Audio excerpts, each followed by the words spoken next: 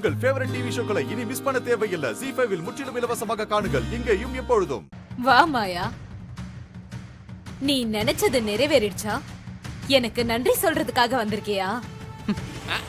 Sister நினைச்சது நடக்கல. நீ அனுப்பி வச்ச அந்த மாய நாகத்துக்கு விஷம் இல்ல போல இருக்குது.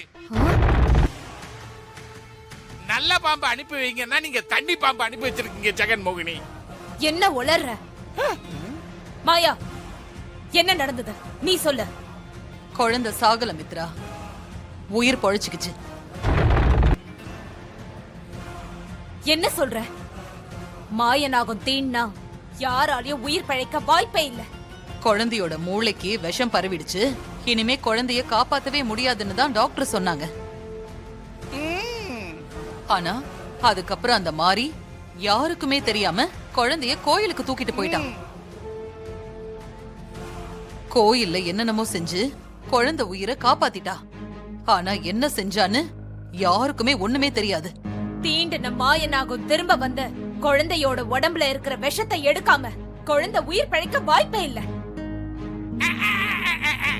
ஜெகன் மோகினி, உனக்கே தெரியாம அந்த மாய நாகத்தை மாறி கோவிலுக்கு வரவழைச்சு குழந்தை உடம்புல பரவி இருந்த விஷத்தை எடுக்க வச்சு உயிர் பிழைக்க வச்சுட்டாலோ என்னவோ? இல்ல, அதுக்கு வாய்ப்பே இல்ல. என் மாய சக்தியால உருவாக்குன மாய நாகத்தை நான் அப்பவே அழிச்சிட்டேன். அழிச்சிட்டியா? அதனால நாகம் திரும்ப வந்து குழந்தை உடம்புல இருக்கிற விஷத்தை எடுக்க வாய்ப்பே இல்ல.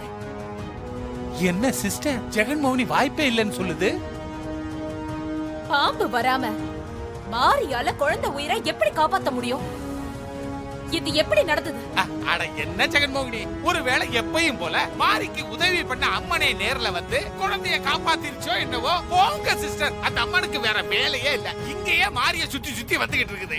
இல்ல இல்ல, அப்படியெல்லாம் நடந்திருக்கிறதுக்கு வாய்ப்பே இல்ல.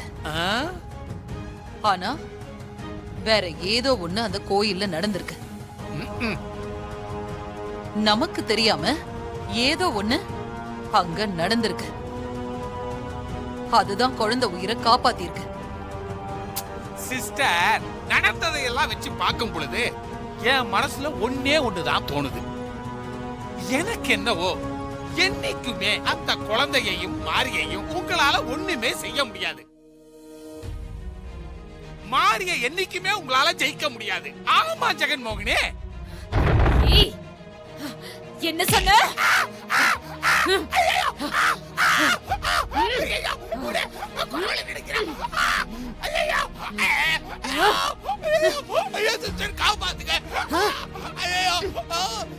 ஏன் இடத்துக்கே வந்து ஏன் முன்னாடியே நின்னு என்ன பேசிக்கிட்டு இருக்க?